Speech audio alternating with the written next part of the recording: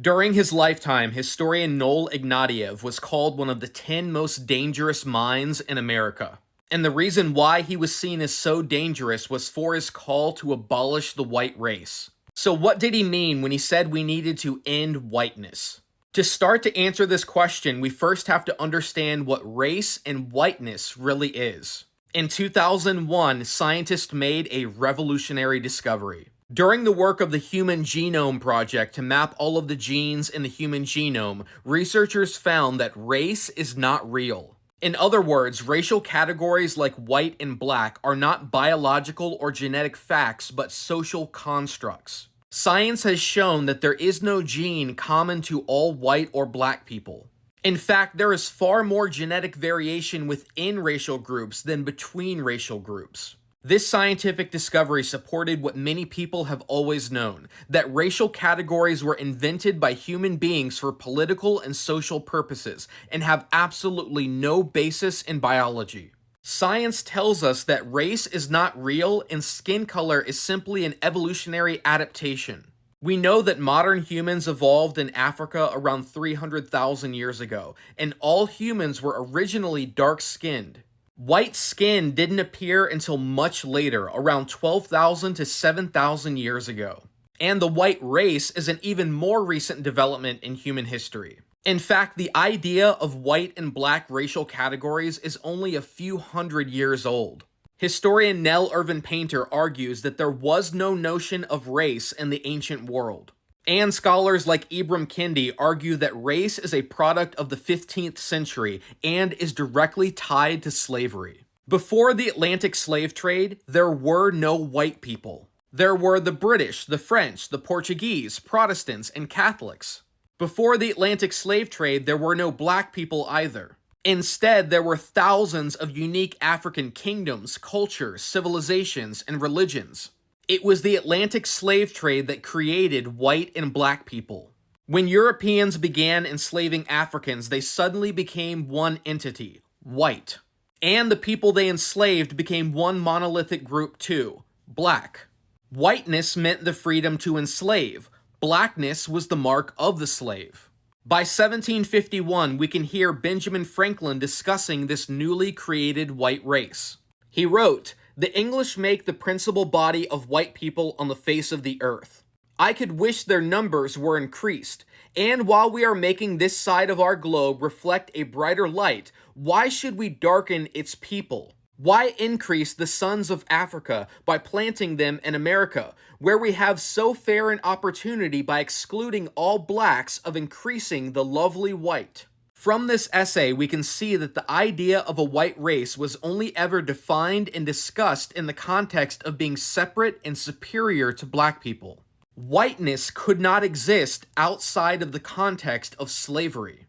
That's why you could argue that it's a bit ridiculous to say things like, "I'm proud to be white," or ask, "Why don't we have a White History Month?" Because there is nothing to be proud of or celebrate when it comes to the invention of whiteness. The idea of a white race was invented for only one purpose, to argue that white people are superior to black people and therefore have a right to enslave them.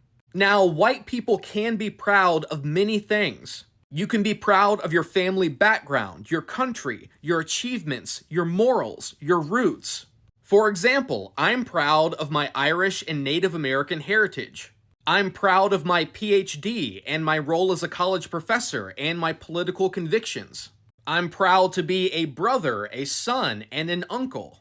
But to simply be proud of whiteness is to be proud of a history of slavery, racism, violence, and evil. To acknowledge these facts has nothing to do with white guilt or white shame. It's simply a recognition of the historical fact that whiteness was invented to justify the exploitation and abuse of people with darker skin. It's a recognition that the idea of whiteness has done more harm than any other idea in human history. On the other hand, black pride is something beautiful, powerful, and necessary. Because whereas whiteness was invented to justify the right to enslave and exploit black people, blackness came to represent the power to resist that abuse and find strength in suffering and adversity.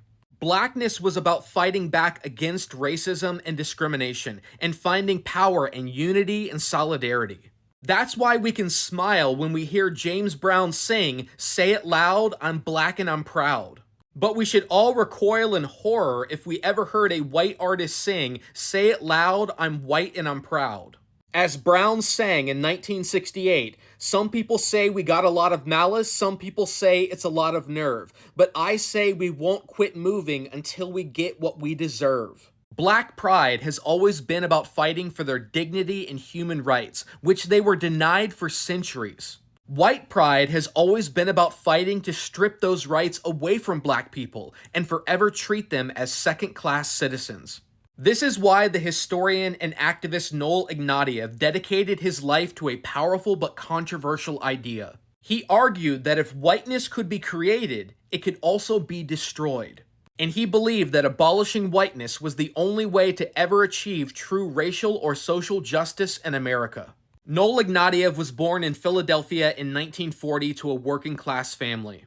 In 1958, at the age of 17, he joined the Communist Party and began a long career of Marxist activism. For 20 years, Ignatieff worked in factories where he sought to educate his fellow workers on revolutionary theory and help them organize to fight capitalism.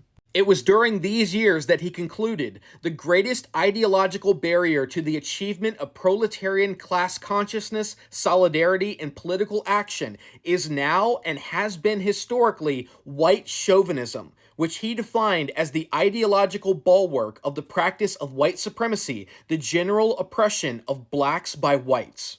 Ignatieff declared that for the American working class to unite and overthrow capitalism, white workers had to reject their whiteness and lose their white skin privileges that separate them from the rest of the working class. He argued that white workers had to break away from their white privilege and fight back against the ideology and institution of white supremacy, which provides the illusion of common interest between the exploited white masses and the white ruling class. In the 1980s, when factory jobs began to disappear across the country, Ignatieff decided to go back to school, and he was accepted into the Harvard graduate program, where he began work on his dissertation on the history of race in America. While at Harvard, Ignatieff started a magazine called Race Trader, and their motto was, "Treason to whiteness is loyalty to humanity." He wrote that the aim of Race Trader is to abolish the white race, which is neither a biological nor a cultural formation, but a social construct, existing only because of the privileges its members enjoy within the state and the legacy of those privileges. When looking for a model of what it would look like to reject whiteness, Ignatieff turned to John Brown, who gave his life in the fight against slavery. In 1995, Ignatieff completed his dissertation, which was published as the book How the Irish Became White. He said he wanted to understand how the Catholic Irish, an oppressed race in Ireland, became part of an oppressing race in America. In the book, he shows how the Irish were not originally accepted into the white race by Americans. The way they became white was by joining in the white supremacist culture of supporting slavery and engaging in violence and discrimination against black people. Even though the book was an academic hit, he always had his critics. Some people interpreted his goal to abolish the white race as a call for violence and extermination, not realizing he was talking about the racist white mindset, not white people themselves. Ignatieff died in 2019 at the age of 78, but his ideas will always be relevant in a society still poisoned by white supremacy and racial discrimination. Years before the Human Genome Project definitively proved that race is not real, Ignatieff knew the greatest truth of all: the only race is the human. During his lifetime of activism and scholarship, many of his friends were pessimistic and believed that America would never change and always be corrupted by its original sin of slavery and its long history of racism. But whenever anyone would begin to despair, Ignatieff would tell them, "If we can just change 5 people's minds, we can change the world." I don't know if I'm that optimistic. I'll take just one.